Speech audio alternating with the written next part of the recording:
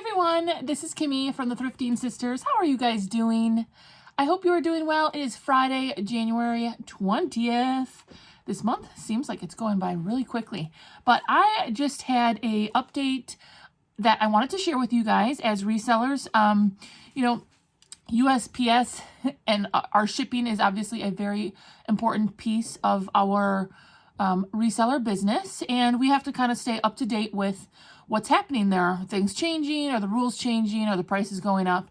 As far as the prices going up, I think there's always a little bit of, chaos or frustration within that time frame of something happening. I always feel like my social media feeds start to fill up with, people freaking out about price changes, which I do understand. It's difficult to have to keep aware of all of these different changes and increases and how to handle them. So I get it.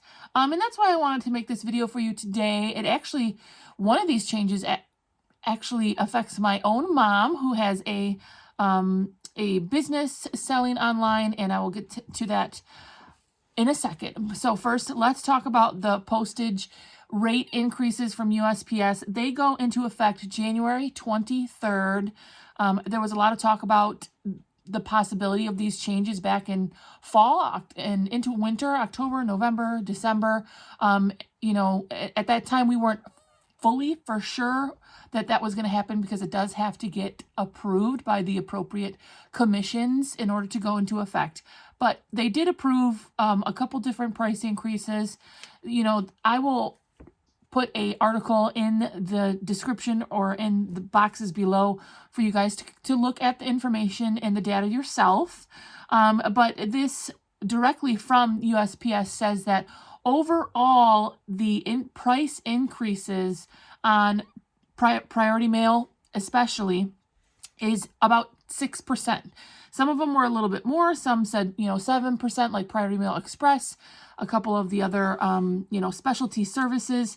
It says even first class packages should expect up to a 7% increase, which is kind of a lot. I'm kind of aging myself here, but I've been a reseller for over 10 years.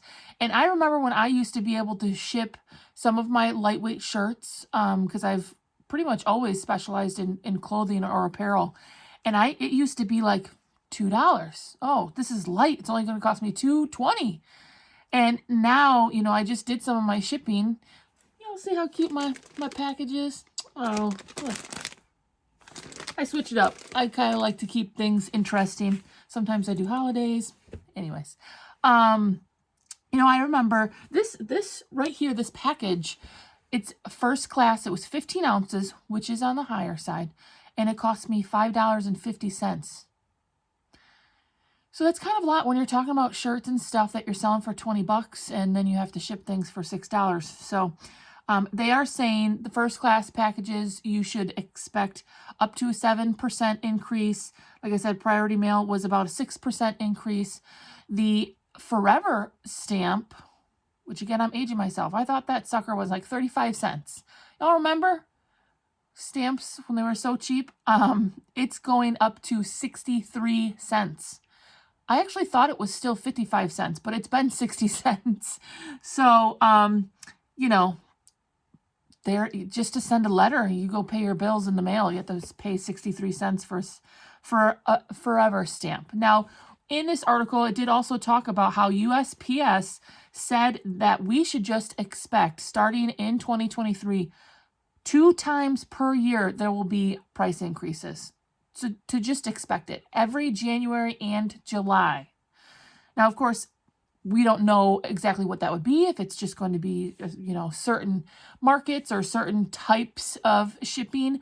But they basically came out right and said it, just expect increases, especially with inflation and the cost of all these, gas and all the things going up, that we should just expect that. So, what am I going to do about that part as far as the price increases go?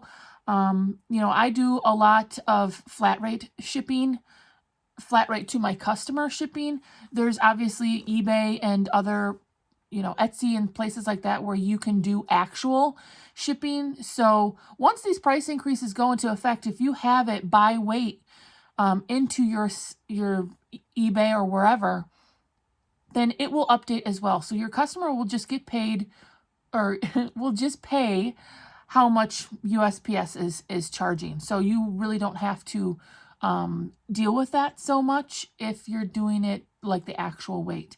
Poshmark is flat rate shipping. We have seen increases in the last year for Poshmark. So Poshmark is up to 5 pounds is a certain dollar amount. It doesn't matter if it's a 1 pound or a 3 pound. Poshmark negotiates that with USPS. I imagine we will be seeing a Poshmark flat rate increase soon. And I know that's kind of difficult and a complaint of some Poshmark resellers, especially if you deal with really lightweight things. You know, paying $8 to ship jewelry or a very lightweight blouse or an undergarment or something, that can kind of turn off customers sometimes because it's kind of a lot. You know, a lot of my Poshmark sales are still only 1 pound, so it really should go first class, but even first class is now getting kind of pricey, so we just gotta roll with those punches. And if a customer asks, you know, you could just explain to them, hey, you know, USPS has been increasing their prices 1 to 2 times per year, and eventually, you know, who knows what those prices are going to go up to. But like I said, this package right here was 15 ounces, and I shipped it first class, and it was almost $6. And it wasn't even far. It was, I think, zone 2. So, not great. So there's your update on that. Expect your eBay settings or your Etsy settings to update to some of these increases, which are first class, they're priority mail, they're priority mail express, they're basically all of the USPS. You know, they did say that they're still very competitive, which, you know, a lot of times they are, even if we don't like the price increases. You know, other options as far as what you could do, you know, you can look at different ways to ship. eBay does offer FedEx and UPS options if it's something that's heavier and might be more affordable that way. But this, I was talking to my mom about this. The other big thing that is changing is that they are getting rid of the regional A and B boxes. So I don't know if you remember any of those commercials, but they used to do these little slogans, and it was like, if it fits, it ships. And the regional A and B boxes were a certain size. There was 2 different options for each A and B. And if it fit in there, no matter what the weight, it would be a certain cost to certain location. So I think it was up to like 25 pounds, but it was just a regular size box. And my mom used this for her business because she does have something that's a little bit heavier, but doesn't take up a lot of space, right? It's a little bit heavier, but it's not something gigantic. So the regional A and B boxes were a really good option for her. I noticed already a couple days ago that eBay already took these options down to ship. So even though it's supposed to not go into effect until January 22nd, you can't even ship with the regional A or B rates anymore on eBay. It's already gone. She gone. So those were very helpful for people who had something that was heavier, but still not super bulky, like a giant package. They introduced those in 2011. So it's been 11 years that they've offered these regional A and B boxes. My mom was giving me some really important information. She said that her boxes, you know, the regional A was a affordable way to ship her heavier items. And so she was talking about how one of her packages was going to go to Kentucky. And with the regional A box, it was like $8.70. But with just regular priority mail, so same box, same dimensions, same weight, without the regional A option, it was going to be $14.